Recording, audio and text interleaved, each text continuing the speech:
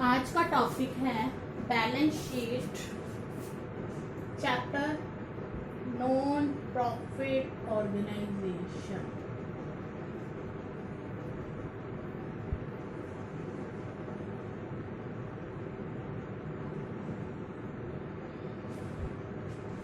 Non profit organisation balance sheet वैसे ही बनाते हैं जैसे कि प्रॉफिट ऑर्गेनाइजेशन, यानी कि जो प्रॉफिट अर्न करते हैं व्यापारिक संस्थाएं।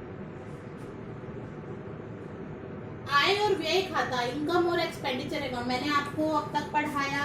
रिसिप्ट एंड पेमेंट अकाउंट,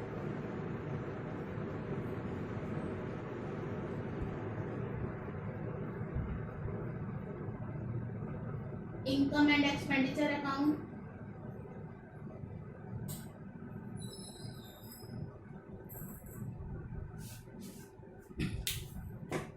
अब आज हम करेंगे balance sheet. Receipt and payment account जो होता है, कैश बुक की समरी होती है। कैश बुक में नगद लेन देनों को लिखा जाता है, लेकिन जो रिसिप्ट एंड पेमेंट अकाउंट है उसमें भी हम नगद लेन देन को लिखते हैं, लेकिन कैश बुक में हम डे वाइज करते हैं transaction. Receipt and payment account में डे वाइज ट्रांजैक्शन नहीं होते। कैश बुक की जो समरी होती है वो लिखी जाती है। रिसिप्ट साइड में कैपिटल और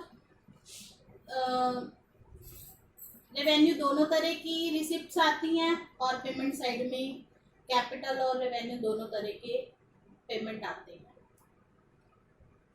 रिसिप्ट एंड पेमेंट अकाउंट से बनता है इनकम एंड एक्सपेंडिचर अकाउंट, आय और व्यय खाता। इसमें सिर्फ रेवेन्यू एक्सपेंडिचर और रेवेन्यू इनकम को लिखा जाता है। तो आपको जो क्वेश्चन है वो उसमें रिसिप्ट एंड पेमेंट अकाउंट दिया होगा, और आपने आगे इनकम एंड एक्सपेंडिचर अकाउंट, और फिर उसके आगे हम बनाएंगे बैलेंस शीट। क्योंकि रिसिप्ट एंड पेमेंट अकाउंट से आपने ट्रांसफर कर लिया रेवेन्यू एक्सपेंडिचर रेवेन्यू इनकम को, लेकिन आप कैपिटल एक्सपेंडिचर और कैपिटल इनकम को कहाँ लेके जाएंगे, वो आता है बैलेंस शीट में। तो इसलिए बैलेंस शीट बनाया जाता है, क्योंकि इनकम और एक्सपेंडिचर अकाउंट में सभी तरह की रिसिप्ट सभी तरह की एक्सपेंडिचर नहीं आते, इसलिए बैलेंस शीट बनाया जाता है। इसमें कैपिटल एक्सपेंडिचर और कैपिटल रिसिप्ट आती हैं। ठीक है। दूसरी बात, जो नॉन प्रॉफिट ऑर्गेनाइजेशन है वो ट्रायल बैलेंस नहीं बनाते हैं कि जो अकाउंट बनाए और वो आगे ट्रांसफर कर किया। जैसे कि हमने सोल प्रोप्राइटरशिप में पढ़ा था कि हमने वहाँ फाइनेंशियल अकाउंट स्टेटमेंट्स बनाई थी, उसमें ट्रेडिंग प्रॉफिट एंड लॉस और बैलेंस शीट बनाया था। वो किससे बनाए जाते थे? ट्रायल बैलेंस से। पहले ट्रायल बैलेंस बनता था, उसके बाद जो है फाइनेंस स्टेटमेंट तैयार होती थी, लेकिन इसमें ऐसा नहीं है। तो जब हम बैलेंस शीट बनाएंगे कुछ बातों को हमने ध्यान में रखना है। आप इस फॉर्मेट को अच्छे से लिखेंगे, कोशिश कीजिए इसके स्टेप्स याद करने की। एक दो बार अगर वीडियो देखेंगे तो आपको समझ आ जाएगा। आपने नोटबुक लेके बैठना है, नोटबुक में साथ साथ प्रैक्टिस करनी है। पहले लेते हैं हम फिक्स्ड एसेट। एसेट में फिक्स्ड एसेट्स को लिखा जाता है। फिक्स्ड एसेट सारी आती हैं, बिल्डिंग, फर्नीचर, स्पोर्ट्स इक्विपमेंट, सब कुछ जो है हम फिक्स्ड एसेट जो आपने पढ़ी है वही फिक्स्ड एसेट होती हैं, जो एक साल से ज्यादा हम यूज करते हैं बिजनेस चलाने के लिए।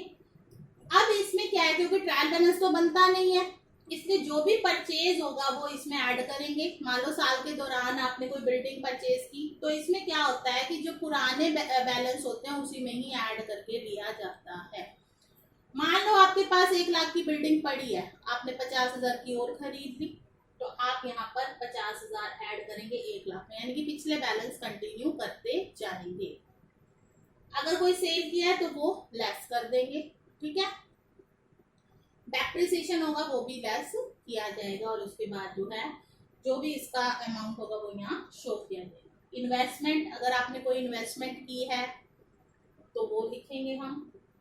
करंट एसेट्स जैसे स्टॉक ऑफ कंज्यूमेबल आइटम्स, जैसे कि डिस्पोजेबल आइटम्स होती हैं, जो भी अब मेडिकल वो हो गया, जैसे दवाइयाँ वगैरह हो गई।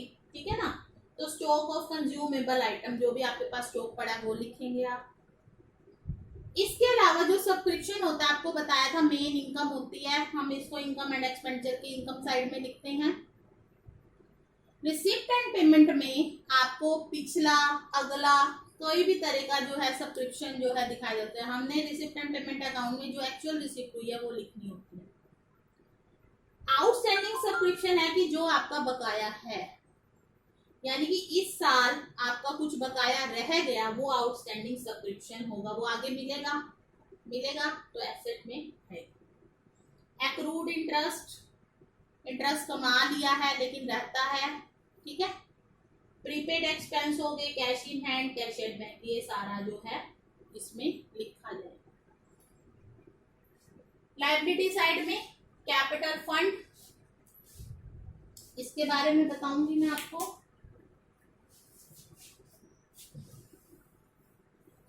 जो ट्रेडिंग कंसर्न होती हैं वो यूज करती हैं वर्ड कैपिटल, ठीक है। और जो नॉन प्रॉफिट ऑर्गेनाइजेशन होते हैं वो यूज करते हैं वर्ड कैपिटल फंड। दोनों में डिफरेंस क्या है? ये डिफरेंस 1 मार्क का पूछा जा सकता है। 1 मार्क का तो यही लिख देंगे आप, ये जो है लाभ कमाने वाली संस्थाएं वर्ड यूज करती हैं और ये नॉन प्रॉफिट ऑर्गेनाइजेशन ये वर्ड यूज करते हैं। 1 नंबर का डिफरेंस तो यही हो गया। लेकिन और बताती हूँ मैं आपको। कैपिटल, जो व्यवसायी है वो जो पूंजी विनियोजित करता है, जो कि हमने अब तक पढ़ा कि बिजनेस में जो पूंजी लगाई जाती है उसको क्या कहते हैं? कैपिटल। कैपिटल फंड वो पूंजी नहीं है जो व्यवसायी लगाते हैं, इसमें तो कोई व्यवसाय नहीं होता, सदस्य होते हैं। तो कैपिटल फंड क्या होता है?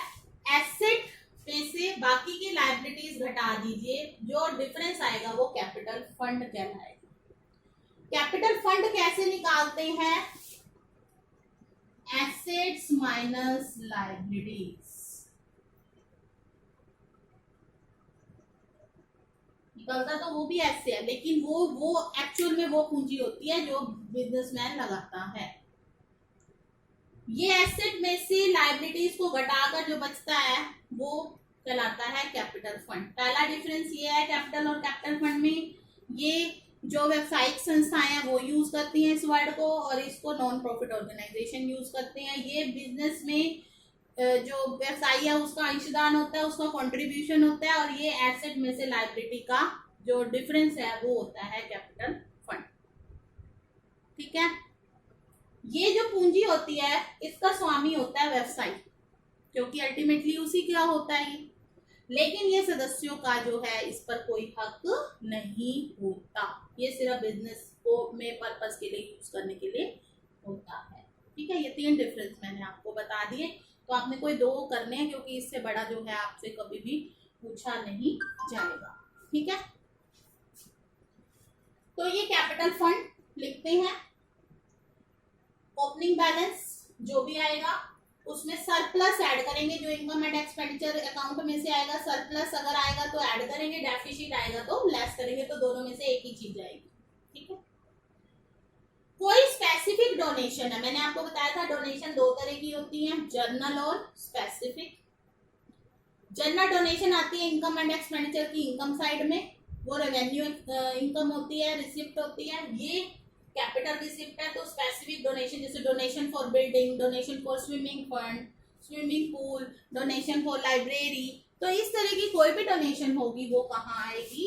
लायबिलिटी साइड में, क्योंकि यहाँ पर कैपिटल रिसिप्ट आती है। लेगेसी आपको बताया था कि किसी ने वसीयत करी है कि ये जो बिल्डिंग है या ये जो पैसा है ये संस्था को दे दिया जाए, तो इस तरह से जो भी होता है वो लेगेसी होता है। ये भी कैपिटल रिसिप्ट होती है, क्योंकि ये भी कभी कभी प्राप्त होने वाले नेचर की होती है। एंट्रेंस फीस, आपको मैंने बताया था एंट्रेंस फीस जो होता है, अगर उसके बारे में कुछ नहीं कहा हो तो हम इनकम एंड एक्सपेंडिचर में लिखते हैं, क्योंकि उसको रेवेन्यू रिसिप्ट मानते हैं। और अगर उसमें कहा हो कि इसको कैपिटल नेचर का मानना है या कैपिटलाइज करना है, तो कैपिटल में, फंड में इसको ऐड किया जाता है या इसको अलग से शो किया जाता है। एक और था इसमें, वो मैं भूल गई यहाँ लिखना, life membership fees.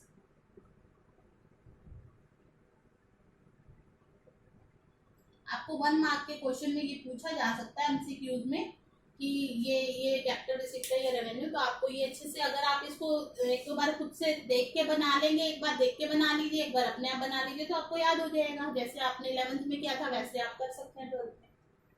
Special funds, इसको फंड बेस्ड अकाउंटिंग भी कहा जाता है, क्योंकि फंड के बेस पर जो है बिजनेस होता है। स्पेशल फंड जैसे मैच फंड, मैचेस खेलते हैं, मैच फंड बना लिया, टूर्नामेंट फंड, स्पोर्ट्स फंड, जो भी पर्टिकुलर फंड होगा वो यहाँ आएगा, क्योंकि उसी पर्पस के लिए उसको यूज किया जाता है।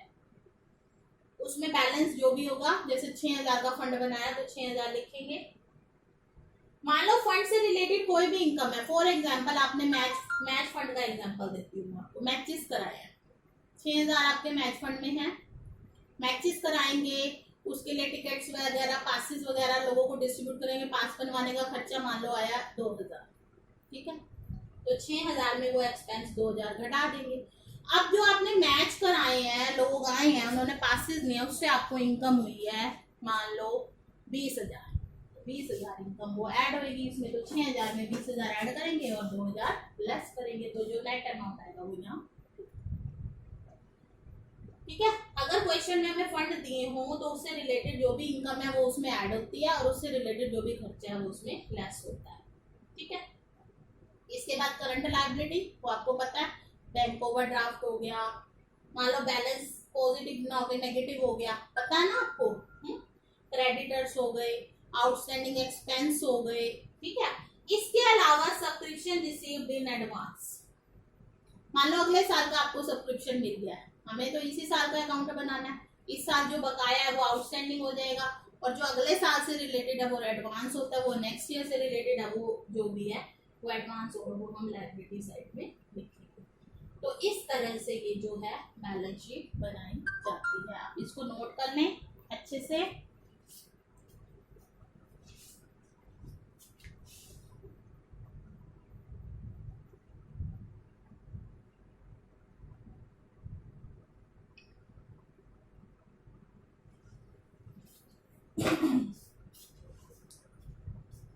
क्या होता है कि नॉन प्रॉफिट ऑर्गेनाइजेशन में पहले ओपनिंग बैलेंस शीट बनती है। ओपनिंग बैलेंस शीट में हम क्या करते हैं, एसेट्स के ओपनिंग बैलेंस दिखाते हैं, 2 बैलेंस गिवन होंगे आपको, और लायबिलिटीज के, ठीक है। तो यहाँ पर इसका टोटल जो भी होगा, जो इसका टोटल होगा, यहाँ पर कैपिटल फंड जो है आपका, ये बैलेंसिंग फिगर आएगा, ठीक है। वो अभी करेंगे ना क्वेश्चंस, तो आपको समझ आ जाएगी। फिर बनता है इनकम एंड एक्सपेंडिचर अकाउंट, फिर बनती है क्लोजिंग बैलेंस शीट, ये क्लोजिंग बैलेंस शीट है। इसमें जो ये ओपनिंग बैलेंस है वो यहाँ से दिया है हमने ओपनिंग बैलेंस शीट से, ये बैलेंस यहाँ से लेकर बाकी जो भी एडजस्टमेंट है वो इसमें हमको करना है। उसमें कोई एडजस्टमेंट नहीं होती, सिर्फ बैलेंसेस होते हैं, और जो है कैपिटल फंड बैलेंसिंग फिगर निकलता है। ये मेन बात थी इंपॉर्टेंट बताने की। अब आप इसको करिए, और जो भी आपकी प्रॉब्लम्स हैं वो आप पूछ लीजिए, ठीक है।